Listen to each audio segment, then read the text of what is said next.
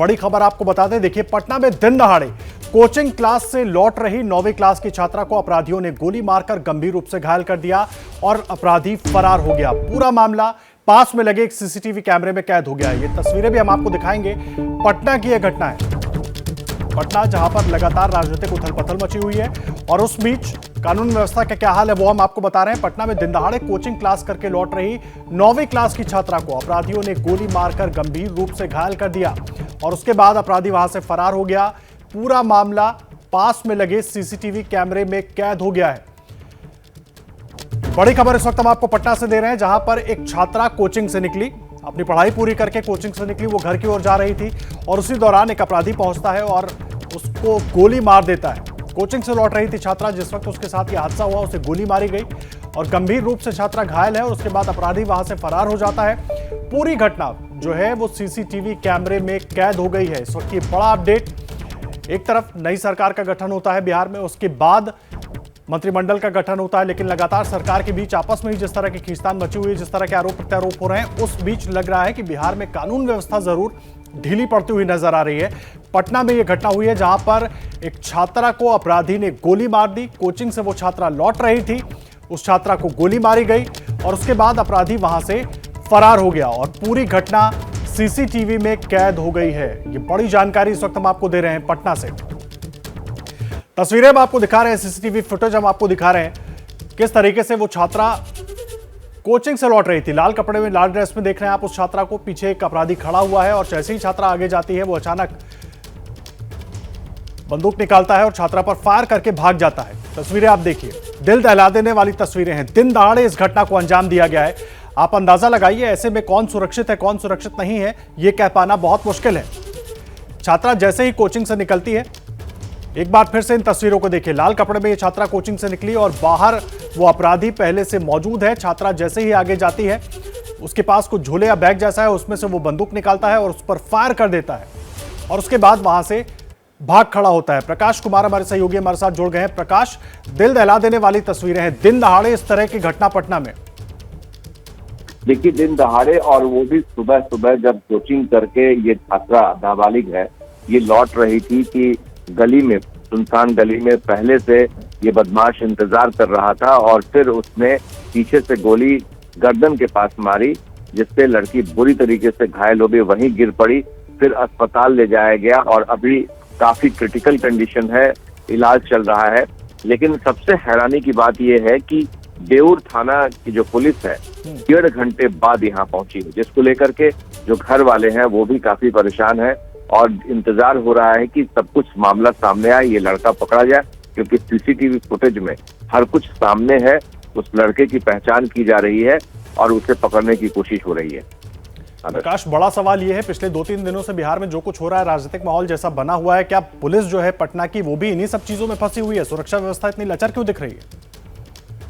देखिए, ये तो बात सही है कि बेउर थाना अंतर्गत में जिस तरह की घटना हुई है, इसके पहले भी कई ऐसे कारोबारी हैं, प्रॉपर्टी डीलर हैं, उनको दिन दहाड़े सुन दिया गया और कुछ मामले ऐसे हैं जिसमें कि अदालत में भी काफी ज्यादा संज्ञान लिया है और पुलिस को कहा है कि इस इलाके में जो घटनाएं बढ़ी हैं उस पर क्यों नहीं कार्रवाई हो रही है, कहाँ लचर व्यवस्था है। ये हाईकोर्ट ने भी सवाल उठाए हैं एक मामले में। जी प्रकाश, आप नजर बनाकर रखिए, लगातार अपडेट आपसे लेते रहेंगे। प्रकाश कुमार हमारे सहयोगी पूरी जानकारी दे रहे थे इस घटना को लेकर। एक बार फिर से आपको सीसीटीवी की तस्वीरें दिखाते हैं। इन तस्वीरों को देखिए। लड़की कोचिंग से निकलती है, लाल ड्रेस में वो लड़की है जिसको घायल किया इस अपराधी ने फायरिंग करके और उसके बाद वो पहले से वहां मौजूद होता है। अपने झोले में से वो पिस्तौल निकालता है और सीधा उस लड़की पर फायरिंग कर देता है। गंभीर रूप से लड़की घायल है और उसके बाद वो वहां से फरार हो जाता है। और आप देख रहे हैं सड़क पर बगल में तमाम गाड़ियां आ जा रही हैं, लोग बाइक से आ जा रहे हैं, साइकिल से आ जा रहे हैं, रिक्शा, टेम्पो, सब कुछ चल रहा है और इस अपराधी को भागने का पूरा मौका मिला। एक तरीके से इसको पूरी जानकारी थी कि इसको कोई नहीं रोकेगा और उसके बाद वो यहां से भागकर फरार हो जाता है। और सबसे बड़ा सवाल बेउर थाना पुलिस पर खड़ा होता है। जिस तरह से प्रकाश कुमार हमारे वरिष्ठ को बता रहे थे कि 1.5 घंटे लग गए पुलिस को वहां पर पहुंचने में, यह सबसे बड़ा सवाल है। कई अहम सवाल खड़े होते हैं इस घटना के बाद। आखिर पटना की क्या सुरक्षा व्यवस्था, बिहार की सुरक्षा व्यवस्था इतनी लचर हो गई? पहले एक बार जरा इस वीडियो को देखिए, एक बार ये पूरा वीडियो आपको दिखाते हैं। आप इस लड़की को देख रहे हैं, लाल ड्रेस में ये लड़की आ रही है, ये लड़का पहले से यहाँ पर मौजूद है। ये झोले में से इसने पिस्तौल निकाली, इसके हाथ में एक बैग जैसा कोई चीज मौजूद था, उसमें से इसने पिस्तौल निकाली और फिर वो उस लड़की के ऊपर फायरिंग कर देता है। और उसके बाद देखिए वो लड़की वहीं गिर जाती है और ये यहां से सीधा फरार हो जाता है, सड़क पार करके निकल जाता है। सवाल ये है, दिन दहाड़े ये पूरी घटना हो जाती है, सड़क पर आप देख रहे हैं गाड़ियां चल रही हैं, लोग आ रहे हैं जा रहे हैं, लेकिन सुरक्षा व्यवस्था का जरा भी डर इस अपराधी के मन में नहीं था। ये इस जगह पर पहले से खड़ा होता है, इंतजार कर रहा होता है। लड़की जैसे ही यहां से निकल कर आती है, कोचिंग से निकलती है, पढ़ाई करके निकलती है, देखिए यहां पर जैसे ही वो आती है वो उसके पीछे लग जाता है, झोले में से पिस्तौल निकालता है, लड़की पर फायरिंग कर देता है और उसके बाद फरार हो जाता है। और इन सब के बाद बेउर थाना पुलिस को घटनास्थल पर पहुंचने में लग जाते हैं करीब 1.5 घंटे।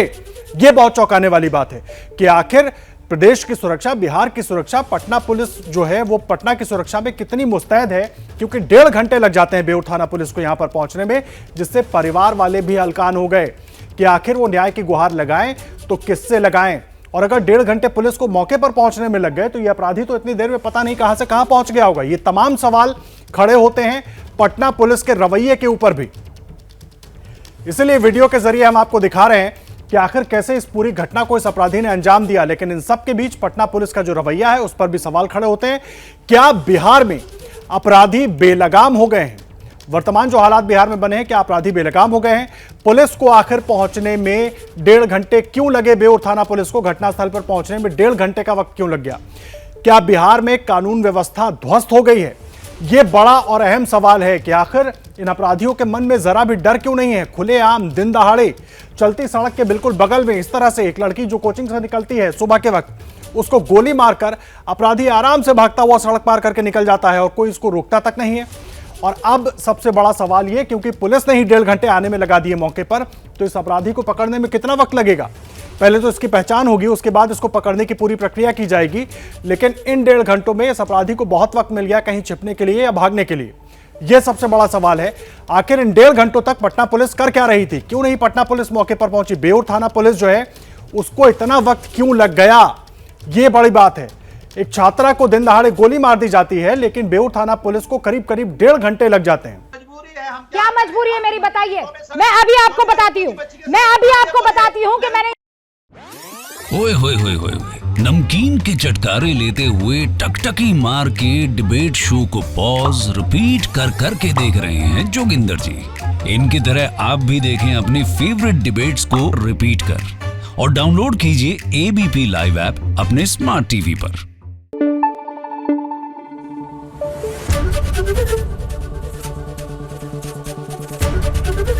एबीपी न्यूज आपको रखे आगे।